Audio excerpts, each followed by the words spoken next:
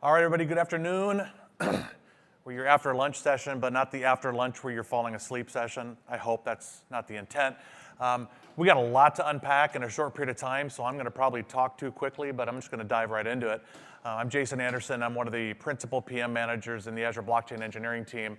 I'm pleased to be accompanied today by David Havera from GE Digital Aviation and Manish Darda from Icertis. Both are going to be showing some pretty cool demos of what they're actually doing with Azure Blockchain. So I'm going to spend not much time talking, which is good for me and for you, and we'll see real stuff. But first, let me ask the question. I want you to be honest. How many of you here feel like you really understand what blockchain is? Okay, good. I'm still going to do a very quick intro just so we're all grounded. It'll be really short. But I'll explain why blockchain is important, but from a technology standpoint. So a couple of principles to understand about blockchain. Number one, data is stored in a ledger. And the reason they call it a ledger is because blockchain, by definition, is immutable, meaning when you submit a transaction or add a transaction to the blockchain, you cannot change that transaction after the fact. There's no update, there's no delete. It is permanent. So instead, if you needed to correct a transaction, you would do just that. You would submit a corresponding correcting transaction. That way you have historicity in the blockchain, and you can actually have an audit trail. So that's an important characteristic of blockchain to understand. The second piece is there's no central database in a blockchain. It's not like there's a database and a bunch of replicas that everybody has. Everybody that's a part of the blockchain has a node, has a copy of the database, and they all communicate with one another, which leads to the next question, which is, well, then how do you update that database in a seamless way? Well, it's done through a process called network consensus. And network consensus effectively runs logic on each node when a transaction comes in to validate that the transaction that's coming in is legitimate. So how is that done? At a high level, one of the consensus mechanisms that we're using with Ethereum today inside of Azure Blockchain Service is called Byzantine fault tolerance. The way that works is it effectively states that 2/3 of the nodes in the network must agree that the transaction is correct in order to commit it to the chain. Those other 1/3 faults could be faulty. Faulty meaning they could be crashing, they could be a VM crash or a problem with networking, et cetera. But the other definition of fault meaning could be a bad actor, somebody trying to submit a forged transaction. So as long as 2/3 agree it's correct, the transaction is committed to the chain, else it fails and it's not. So one of the benefits of blockchain over a traditional database is if you're sharing data across boundaries where trust isn't 100%. Think of multiple companies that have a shared business process that need to share data with one another. Blockchain may be a good candidate for that case because you don't have the issue of who controls that central database, how do you audit it and ensure that there hasn't been some sort of manipulation of data. So one of the big challenges of blockchain that a lot of folks have been struggling with is building this thing is hard. How do I do it? How do I stand up a blockchain network? So last year at Build, we announced Azure Blockchain Service, which is a fully managed blockchain service inside of Azure. So what does fully managed mean? It's a PaaS service. So just like what we did with SQL Server and made a great product called SQL Database 10 years ago, the same is true for Azure Blockchain Service. Instead of running an IaaS VMs that you have to manage, configure the network, patch nodes, et cetera, Microsoft manages all that for you. So specifically, we are supporting Ethereum today in a partnership with JPMorgan Chase for their permissioned enterprise version of Ethereum. We also announced last week or 2 weeks ago at CordaCon support for R3 Corda Enterprise. It's currently in private preview, and so if you're interested in being a part of that preview, feel free to sign up here, either grab that URL or take a quick scan. It's a limited preview right now, meaning that we will be bringing in a subset of customers, but if you're not chosen initially, as we expand the preview out, we will add more folks coming in. So one of the core questions that people ask is, what's the difference between Ethereum and Corda? Well, there's a lot, or Ethereum and Corda, there's a lot of differences technologically, but they're both accomplishing the same use case scenarios. And when we talk about blockchain, we tend to change our narrative a little bit at Microsoft and talk less about technology to customers and talk more about trust and transparency. If you have business processes where trust and transparency is an issue, like I said before, blockchain may be a good use case for it. And both Ethereum and Corda have different elements that are beneficial to particular use cases. So Azure Blockchain as a service, as I mentioned before, a PaaS service being highly available, patched, healthy nodes. We also provide security, meaning we have controlled data access like you would with database services today in terms of providing access to the nodes, the RPC endpoints, whether it be through firewall implementation that we have, as well as rotating access keys. We also have Azure Active Directory integration with the nodes themselves, so you can remove having to send secrets in an RPC endpoint and actually use AAD authentication, which is really helpful. In addition to that, what's typical with a lot of our customers that want the benefits of a PaaS service but want visibility into what's happening a little bit under the hood, we provide rich integration with Azure Monitor. So not only the standard metrics that you would expect from the underlying VM, such as CPU usage, memory usage, storage usage, but also blockchain specifics as well. So we'll show you how many transactions are being processed at a particular time on the nodes themselves, as well as we dump the logs from the ledger into Azure Log Analytics, so you can then richly query those logs and to ensure that your transactions have gone through. Now, there are a lot of programs that exist that are called block explorers that effectively query the RPC endpoint of your blockchain network and give you really rich blockchain information. We're not trying to replace that in the portal. We want to give you basic information and functionality, but if you wanted to go deeper, you certainly could use external tools, other block explorers like Apeiros Azure Blockchain Explorer to go ahead and do that. Now, another core element about blockchain that's different than a lot of other workloads in Azure is that by definition, it's multi-party, meaning I'm going to want other companies to participate in the blockchain network that I've created, forming a consortium, whether it be for a supply chain scenario. I may have shippers that ship my product, retail stores that sell my product. We all need to be on the same chain. How do I bring them into my network? Well, in Azure Blockchain Service, we've built in consortium management natively into the service. So what I can do is I can invite other Azure subscriptions and soon other non-Azure entities, whether it be other cloud, on-premise, to join my network and be a part of my consortium. So today that's exposed through PowerShell. We're going to be exposing a portal UI for that fairly soon, where you literally can click invite, put in an Azure subscription ID, and then if I invite you to join this consortium, you just create an Azure Blockchain Service, and you see that you've been whitelisted for that consortium to join. Now you're federated on that chain, and all the governance policies apply together as a part of that operation. And we'll be exposing REST APIs as well in the future, where you could you could build your own bespoke consortium management experience if you wanted to. I'm also pleased to announce a new capability that we're making available this week in Azure Blockchain Service called Blockchain Data Manager. So Blockchain Data Manager is designed to react to real-time events that you have defined in your smart contracts. That allows you to synchronize your blockchain data to multiple different endpoints. It could be off-chain and otherwise. So it's really the use here is to be able to effectively get my data off-chain in a very easy way. There's a lot of data that's produced when you submit transactions to a blockchain. You may only want certain aspects of that, or you may only want to react to certain events. So Blockchain Data Manager enables you to do that. So effectively, it watches the blockchain. You configure which events and properties in the smart contracts you care about for it to specifically to then send out. So it'll send it to EventGrid, and then from EventGrid, you can integrate with a whole host of other Azure services. And this is just a subset, not an exclusive set. So if you wanted to just store your ledger data in whole off-chain, you could do that. You could shove it to a database. If you only wanted to store certain events, you could do that as well, or certain properties. If you wanted to react to specific events, you could do that as well. Dave and Manish both will show some scenarios of where they're using this today. But this is a long sought after piece of functionality our customers have been asking us. In this blockchain journey, they first said, Microsoft, help us stand up a network. So we created Azure Blockchain Service, and they said, Microsoft, help us get the data out of the network and do something with it. And that's where Blockchain Data Manager comes in.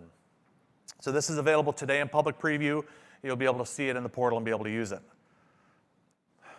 Also announcing today, as we increase our ledger support for Hyperledger Fabric, but specifically for Azure Kubernetes Services deployment templates.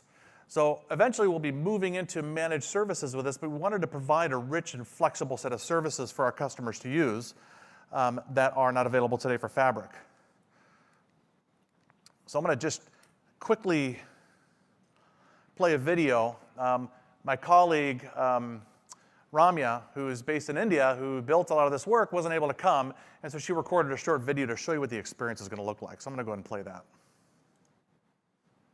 Click on Create a new resource. Except, search for Hyperledger Fabric. Let me start that In the over results, again. you will click on Create a new resource. Search for Hyperledger Fabric. In the results, you will find Azure Blockchain for Hyperledger AKS based. Here in the Basics tabs, the user needs to provide the subscription, resource group, and the region where the AKS cluster needs to be deployed. Next, in the Fabric setting, user needs to provide the details of the organization user wants to set up. User can choose to create ordering service or peer nodes. In AKS cluster settings, user will have to provide Azure Kubernetes Service specific settings. Once you click Review and Create, basic validation is run against the inputs provided. After the validation is passed, you can click on Create. The creation typically takes 10 to 12 minutes depending on the number and size of the AKS nodes chosen. Here is the list of resources that got created post the template deployment. This is the ordering service cluster. You can log into Azure Bash to check the different pods running under this cluster. As you can see here, there are 7 orderer pods created in this cluster. This is the external IP through which you would be able to interface with the ordering service. Similarly, you can create a peer organization using this template. Hyperledger Fabric on Azure Kubernetes Service solution template is currently in preview. If you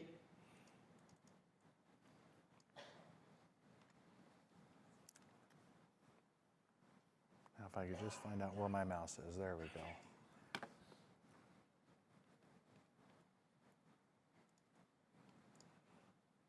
So if you're interested in signing up for the preview of this Kubernetes-based deployment, you can scan this QR code or just hit the short link here. Again, limited preview as we roll out, but we'll be adding more folks soon. See a couple folks still scanning. Okay. All right, so now I'm going to stop talking, and I want to introduce David Havera from DE Digital Group. Dave and the GE team have been working with us for a while now on a pretty impressive scenario. I'm not going to spoil it. I'm just going to turn it over to Dave and let him run. So thanks, Dave. Yep, thank you. Everyone hear me okay? All right, so today I have the opportunity to take you guys through a demo, so I'm really excited about that. But before we do that, I'm going to talk a little bit about who we are as GE Aviation Digital Group. So I am, as Jason mentioned, the blockchain leader. We'll come back to that in a second. So who we are, we'll jump there, but from table of contents, we're going to spend probably 15 minutes going through the demo, but what I really want to do is spend 5 minutes up front with you guys before we dive into the code, talking about our philosophy around blockchain, because it's very important in how we code and design solutions. So GE Aviation Digital Group, we are a separate P&L within aircraft engines. So we sell software solutions to our customers. And we have a really big global footprint, great industry experience, about 700 people around the world. We do all sorts of different things, but how I'd boil it down is how I would say predictive maintenance, safety, and efficiency are really what we're focused on. We're not a blockchain company, although we do sell blockchain as part of our solutions. So now what I'm going to do is I'm going to spend a little bit of time talking through the architecture. But before I get there, I want to talk about what part trace is. So that's really the lens we're going to look at when we talk today. So Microsoft Build in May, Starbucks came out and said with Microsoft that they were going to use Azure and they were going to have traceability from bean to cup. And that problem of genealogy exists around the world where people want better traceability. And we want the same in the aviation industry. And in fact, we don't have a Carfax report where if there's a used part in the world, we can't go in, we can't see the lineage of that part. And the problem with that is the FAA requires us to keep all the right documents for that part to be ever saleable again. And what has resulted with that, with not good digital practices in the past, is we have a lot of orphan parts sitting at warehouses that we can't sell until we can find that displaced paperwork. So it's really a great use case application for blockchain. What we end up having to do, instead of using those used parts that are orphaned, we have to make new parts, which is more expensive, and we also can cause material shortages in the field. So what we'll talk about today more specifically, where our journey starts, is when GE Aircraft Engines has sold an engine to an airline, and that engine is in the field. And then the airline is monitoring the amount of cycles and mileage that those parts have flown. And then after a certain amount, just like when your car and you're tuning in for an oil change, they book a shop visit. They take that engine in to a facility where it gets overhauled, tuned up. Generally what happens is they disassemble the engine, they break out all the piece parts, and then they'll ship those to special repair shops around the world, and then where they're repaired, and then they're reinducted into service after that. So that's the lifestyle, the part genealogy piece that we're talking about, and that's the lens of where we will view blockchain. And there's a lot of touch points, different personas, and different groups where the trusted and connectedness of blockchain is very important. So we believe at GE Aviation Digital Group that blockchain solutions are 80% operational improvement and 20% technology. So we firmly believe also that for blockchain solutions to be their most effective, you need to use a change management paradigm, and we use lean manufacturing to help with that. So when we work with customers, what we do is we really focus on reliability and repeatability of data. Because without getting reliable and repeatable data, you don't have a digital solution. I spent a decade in corporate finance, and I can tell you that working how we did post-mortem of building stories is costly, inefficient, and time-consuming. There's no people better at it in the world than the folks that follow the money in finance. We want to change that paradigm with our blockchain solutions and our change management paradigms with lean by making that story from reactive to proactive. So the way that we do that is we use one tool specifically in lean called value stream mapping. So often when we go in and meet with customers, we see that the process is on the top of that where you see the disparate data is connected, and that usually those connections are emails, there's folders, there's scans, and it's very difficult to get repeatable and reliable data.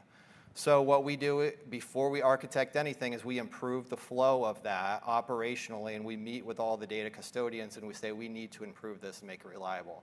Once that's done, now we can jump into the architecture and really show you guys kind of the blockchain stuff. So first things first, when we architect blockchain solutions, we do it within the Azure ecosystem. I build a custom app, and I build that app so I can get data from all the parties in this part genealogy sample that we're discussing. So from the airlines, they'll send cycle and mileage and part configuration information. They currently send that to us in Excel, in emails. Now they'll go in the app and they'll load it there. Then that will be saved on the cloud in Azure so you can access it. And there's always a question about traditional databases versus blockchain. We use traditional databases in our architecture. We're saving this data input from customers into traditional databases. So we use the front-end app to get all the inputs from our customers. We save it there, and that's our starting point for our blockchain journey. So a famous movie years ago in the 90s, Jack Nicholson mentions that Tom Cruise can't handle the truth. And we handle the truth in what we do every day with Microsoft and GE in our blockchain solutions. And to understand what that means is we have to break down what the truth and what trust mean. So first and foremost, let me see here, one more click. Okay. The truth, you really have to understand who put the data out there so you can ask a question. So blockchain, what will happen is that we talked about this outer rim of data. When the airlines have the data, They feed it to an SQL database. The same thing with the shippers will feed data. When that data is threaded, ingested into the chain, it's stamped, and also the owner of who put that data on there is included, so you have that human interaction. So if you want to know that Bob at airline ABC put the data out on this specific date, you can see that in the blockchain, and you can go back and ask that person a question that you may have 6 months later. And that's very important, and that really changes it from a postmortem to a proactive story as step one. So the accountability piece that builds in data quality, because you always have someone to go back and talk to. The next component is the collaborative piece, and this is where blockchain starts to really shine. The app that we have is a portal where everyone can see the same story. You can see the same story, but most importantly, you can action that version of truth. So that's very powerful, getting everyone, you're not emailing disparate data back and forth, you're going to the portal, you're actioning it, and you're using it. The next piece is that the data has to be timely, and this is where the uptime of saving it on the cloud and Azure really shines. We've got to be able to get data quickly from our customers, ingest it, put it back out there so that it can be consumed. And what really happens is when more data is added through this story, the airline will add a certain amount of columns for operational cycles data, and then to the right of that, more of the data of the shipping will just be added and appended as columns, so you can think about it that way from a visual perspective. The last piece, or two more things. The other piece I would say is that it has to be super functional. When we think about blockchain, the paradigm shift is it can handle all sorts of different media types. So today in a traditional database world, we can easily handle the Excel files. We get into trouble when we're trying to mine and get PDF type information out. You would definitely have to do like an OCR or something to extract that text data from there. And you lose something when you do that, and you pay a cost to do OCR. What blockchain will do is that blockchain will include a reference on the chain for that PDF document that you can click on, and then that PDF document will come back to you in its original source format, so you don't lose anything. Nothing is lost, and you can see it. So that's really powerful. The other power is that blockchain is a workflow technology. Just like as you're getting shipping packages, think of it as a workflow technology as you're getting more information. And this is where the power of blockchain allows us to get one more human interaction that we couldn't get before. That's analog inputs. So now when the airline sends its data into a shop, the inspectors on the floor who were physically inspecting that part against the operational data in the past, they would inspect it and then just stamp a piece of paper. We now in our app have them go in and toggle a button, digitally sign it, and it's all recorded there, and we can now track analog data by replacing a signature with a digital signature, and that's super powerful. And last, what I would say here is that blockchain's phenomenal. If you did all that, that's great. But if you can't consume it, what do you do? It's a stopping point. So as Jason mentioned with the data manager, all the data is saved in a Cosmos DB. So now we can easily take that out, we can feed it into Power BI, and we can also put it in apps that we're interested in and move that forward. So the consumption piece is huge. You can do data science, machine learning off of that. So that, what I would say, would conclude my presentation. So now I will take a second just to transition over to my PC, where we're going to show a demo of a prototype we've actually built that we're plumbing into Azure. So 1 second for that.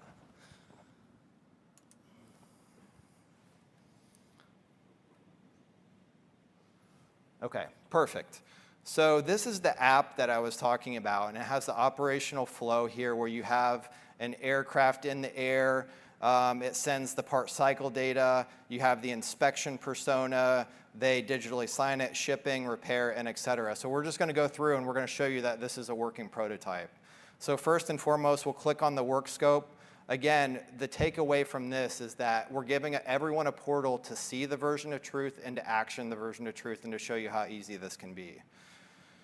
So we'll just go here, click a sample CSV file. We're using currently today MetaMask for our signature, although that will be extrapolated away with what Azure offers. So now we can see this operational data from the airline for this part, this many cycles, was uploaded by myself, and 2 tokens were minted for that.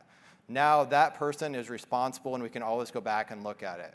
Once it gets to the shop, different country, different time zone, the shop now knows it can go to this portal and see the operational data.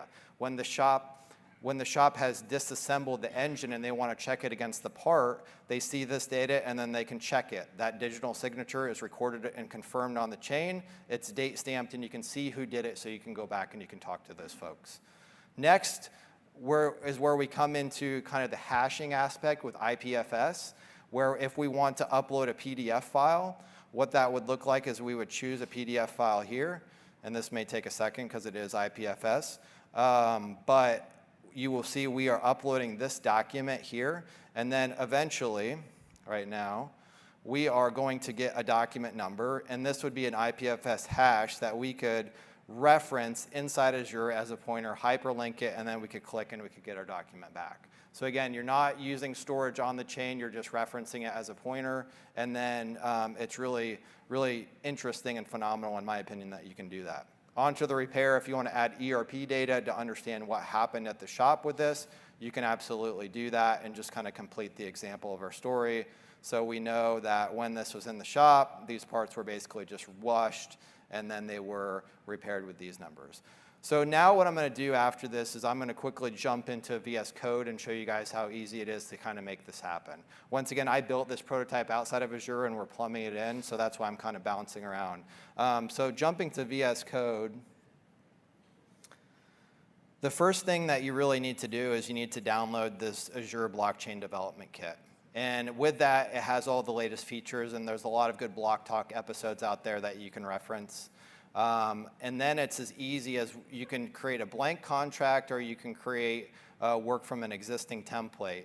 Then you would build, deploy on Azure, and you can use also, if you're working on tokens, you can take advantage of some of the wonderful work that Microsoft's done by partnering with open source providers to give us the tools like OpenZeppelin has for tokenization. My personally favorite service is the microservices, which will wrap my functions here that are smart contracts, wrap them in a logic app and abstract a lot of that complexity away. Logic apps are a great way to monitor the tasks that are hit and also to be able to connect app endpoints to it. So now we're going to quickly go into the portal. That's not the portal. Where's the portal? And we're going to go see that logic app. So here's an example of a logic app. As we were loading it, we could see transactions are hitting. You can click here in the logic app designer, and you can see the ABIs there as well as the smart contract address as well as the body of the payload. So this is real. It lives within Azure. Taking a step back, this lives within Azure Blockchain Services. Let me just close this. So if we click on our resource group, then what we would find is that we have Azure Blockchain Service, and it lives within this. So if we want to click on, as was mentioned before, if we want to click on nodes, transaction nodes, those are in here, and you can see your endpoints. In addition, the other piece you can see is the consortiums. So this is what we would do with customers like MTU. If we want to share data back and forth, we would share it via a consortium, and that's how we would do consensus, just between us, the parties in the consortium. And then the blockchain data manager really helps for those developers in the room track events and make it seamless. So if I built a custom UI that had Drizzle and Redux, which is very complicated because it keeps track of your state on the front end, the Azure Blockchain Data Manager abstracts all that away. So you can just get started today with a React app, and it's much easier. And then finally, this allows you to feed data to your Cosmos database, which we can pop over here, and we can see some transactions here as well in there.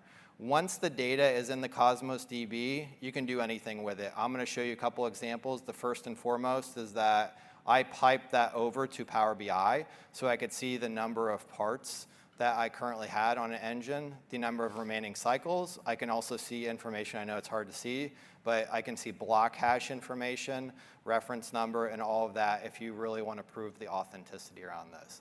So Azure has a ton of capability, and now what I'm going to do is spend the last couple minutes just walking you through a realistic way that we would consume the data. So part trace, in my opinion, is super valuable because you get real-time information. And it's most valuable when you have a quality event. So today, when I pipe this information into an app, I can see around the world how many parts. I have 9 that are in the field pending a shop visit, where the airline has sent us information and they're coming and waiting to get into the shop. I have 34 that are in the shop being inspected. I have 6 here and 4 here that are shipping around the world. And then I have several that are being at various repair shops. Where that comes valuable is if we have a mandatory maintenance fix we need to put in, we can quickly filter. I filtered on a part of a fan, and I can see those numbers change, and then we can start thinking about how we can triage this problem immediately. Blockchain also allows you to go see the operational data right away. So I put a table down here, and I've read certain information in from my manifest of who the carrier, the part serial number is. And the nice thing is about IPFS that we mentioned, when you're loading in metadata, you can see our media data, you can see a picture of it, you can pull in ERP data to see at the shop the last person who touched it was, and you also can pull up that shipping manifest so you know specifically who you need to talk to at one of those carrier companies so that you can take immediate action. So right there, we've just showed that we now know what our exposure in the field geographically is, and we've got some more information. What we would do next at GE is that we would say, okay, let's turn our data scientists loose, and this is where blockchain, I think, really is awesome, because that Cosmos DB, you then can associate it with supplemental or adjacent data. So we track part by serial number, so we have that on-chain, that unique part serial number, but now we can pull more data into the cloud, and we can really mesh that against non-chain data. So in this example, for this part, the fan, we looked at the last 18 months, and we saw that there were 6 major repairs. We know that repair 5 in this example is something that needs to be redone. So we now take a step deeper with that information, and we pull shop data, and we say, okay, repair 5 has 20 steps that need to occur, and that in those 20 steps, it looks like step 380 has the biggest standard deviation and takes the most labor hours. So we need to start assembling resources today to improve that bottleneck as we work to get this mandatory fix into the field. So that's pretty much it for my demo. I know it was a lot to go through, but we've done it wing to wing. We've done it with Microsoft. I built this prototype outside of it, and it's great to see all of this connecting together. And these are active use cases we're working on with partners like MTU. So I'll turn it over to Monish now. Thanks.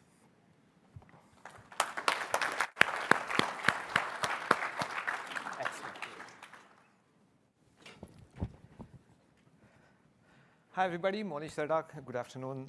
I'm going to go through a very quick use case. And before that, I'll also make sure that we have a quick introduction, if I can get this going. OK. Monish Sardak, CTO and co-founder, iCertis.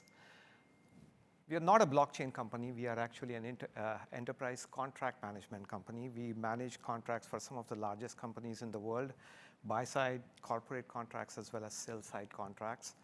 And you'll wonder, what contracts and smart contracts have in common. We are getting there. As a company, we have been working on blockchain for the last 2 years, different use cases. We have a lot of customers. There's some example customers up there, some of the largest airline manufacturers, some of the top software manufacturers, including Microsoft and Google and Apple and so on and so forth. Also, a lot of airline manufacturers and automotive manufacturers as well, 3M, BASF. But what is more important is the bottom line. There are 6.5 million contracts in our repository. And these contracts actually are the rules of business when a transaction actually gets created in the field. So if you think about a CRM creating an opportunity in sales and a contract being created, and the contract being created is actually now running a transaction to SAP. We are sitting in the middle. The contract actually has all of the rules of business of how that transaction should be validated, or sometimes how that transaction should be executed as well. We are also part of Forbes AI 50 and the top 100 cloud companies. So we actually built a very interesting business on contracts. And what happens with that is essentially if you go through some of the customers that we work with, especially with a blockchain use case, there are 2 or 3 things that pop up. One is if you think about supplier, just the supply chain itself and what the supply chain kind of tracks from one end to the other, from a manufacturer to the complete end of the blockchain. For example, an automotive manufacturer manufacturing a battery, electric car, and there's a battery in the electric car. Where does the cobalt that goes into the battery come from? So just like David explained in terms of how you look at the genealogy of a part, for example, we're looking at the supply chain intricacies of how parts flow from one end of the supply chain finally to the assembled product. So we took a very interesting use case. This is just one of the use cases they've been working with customers with. For example, one of them looks at certification of suppliers. The second one is outcome-based pricing. So if you think about a drug that actually has to be paid for by the patient only if it works, then some of these classic use cases from a contracting perspective actually land very nicely into the blockchain. The one that we picked was with an airline manufacturer and a pharmaceutical company, completely different use cases of supplier diversity. So if you think about if I'm spending $40 billion on parts to build cars, or about $80 billion on raw material to manufacture drugs, then one of the things that I do as an enterprise is also commit to my social responsibility in terms of making sure that I'm spending it with the right suppliers. And supplier diversity is not just tracked by corporate goals. In most cases, in most countries, it's also tracked as compliance, as legal compliance that is required by law. So if you think about this use case, you need auditability. You need to make sure that you know which suppliers are what kind of suppliers. There are certification agencies that are completely different across the world that certify whether these suppliers are of the category that they want. For example, if they're women-owned, minority-owned, they're regional suppliers, economically backward class suppliers, region suppliers, and so on. So there's so much variety across the world. How do you get that together in an auditable way? Goals and regulations also vary widely by region. You see completely different goals in terms of how much percentage of your spend actually has to go to what category of suppliers and so on and so forth. Certification agencies are also varied, and each of those certification agencies have to come in and say, yes, this supplier is actually the right supplier in the right category. Suppliers also change. For example, structures change, there's acquisitions, and of course, supplier categories change. So if you have 2 million suppliers, like some of these large companies do, then you have a very big job in hand in terms of tracking all of them. So the solution, working with Azure Blockchain Services that we came up with was very interesting. What we looked at is our iCertis contract management platform, ICM, on the top left, actually starts a transaction. For example, someone loading a certificate, a supplier loading a certificate into the system. The manufacturer actually then has all of the invoices that track the supplier. This transaction automatically from the iCertis contract management platform goes using what we call the iCertis blockchain framework into the blockchain, which is provisioned in the Azure Blockchain Service. So you'll see on the right-hand side, you'll see the blockchain service that actually receives that transaction when it is created in the iCertis platform. Once you actually get that transaction, there are 2 things that can happen. One of the certification agencies that are working as a certifier of that particular supplier in terms of whether that category is the right category for the supplier can also write a transaction on the blockchain, which is, we use Corda in the back end. So essentially what happens is a notary service says, yes, that's the right supplier and that's the right certification. And as it is matched, that supplier can go green. so that the manufacturer knows that the supplier belongs to a particular category. Now comes the Azure Data Manager. Actually, that made our job a lot more easier, because as these transactions go into the Azure blockchain, one of the things that we wanted to do is to make sure that as the supplier certifications came in, the blockchain would respond. As the blockchain event occurred, the data manager would actually push the event back into the Azure Service Bus, where we pick it up and we update the iCertis contract management, the actual certificate, saying, hey, this supplier is now certified by a particular supplying certification agency. And that kind of completes the loop of how that data flows back into iCertis once it's written on the blockchain. So let me now switch to my demo quickly.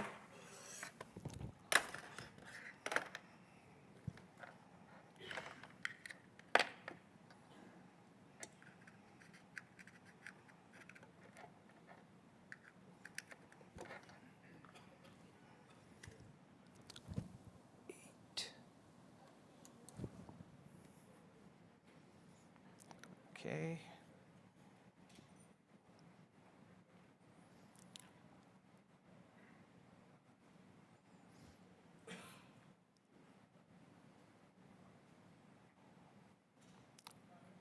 So if you think about this is the iCertis platform that you're looking at, all of the certificates that have been created. Let me log in. Take a second.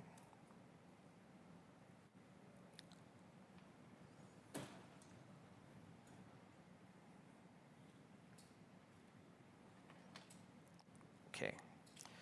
And you'll see one of these certificates if I go to the details page.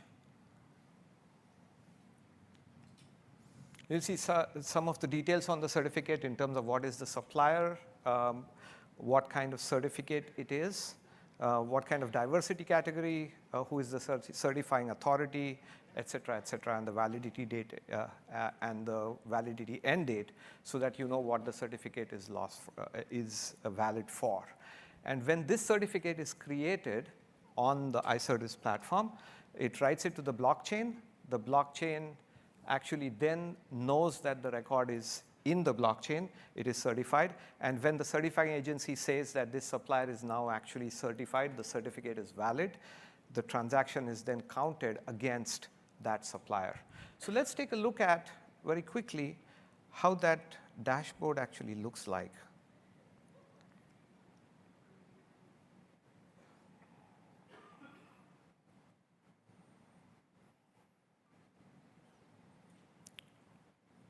So here's the dashboard. If you think about the supplier, in the center is actually the manufacturer.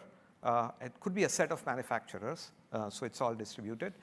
You'll see for each of the manufacturer's subsidiaries, you could track what each of the subsidiaries is spending in a particular region. And all of the ones that are actually connected are the suppliers that are supplying to that subsidiary in a particular region. So as those transactions come in, as the certification agencies certify that the supplier belongs to a particular category, and the invoice transactions come in, you can actually see that change. So there's a small timeline here. Let me play that timeline quickly. So you'll see some of these go green as the certification agency has certified the supplier, and you'll see the spend also go up for that particular category of suppliers. So you'll see it's actually a very interesting way to track and see how your supply chain actually goes through this supplier diversity spend management dashboard and figure out in different regions how you are compliant, how you're spending, in what categories you're spending, in what categories you're behind, giving you a direct impact in terms of how you're managing your supplier diversity spend. That was about it. Very quick, and thank you. Thank you, Jason, for having me, as well as for some of the great work you folks are doing here. So appreciate that. Thank you, Manish and Dave. Appreciate it. Just wanted to give you some good examples of how Azure Blockchain Service and Data Manager are being used in the real world. I'm just going to close up here real quick.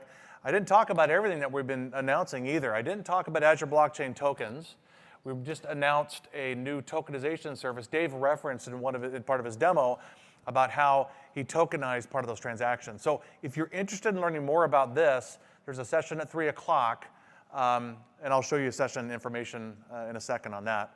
And Dave also went through the Visual Studio Code Azure Blockchain extension that we have as well. There's a session on Friday that will go into deep depth there as well if you're interested in learning more about that for blockchain. So let me get past the just closing marketing slides here.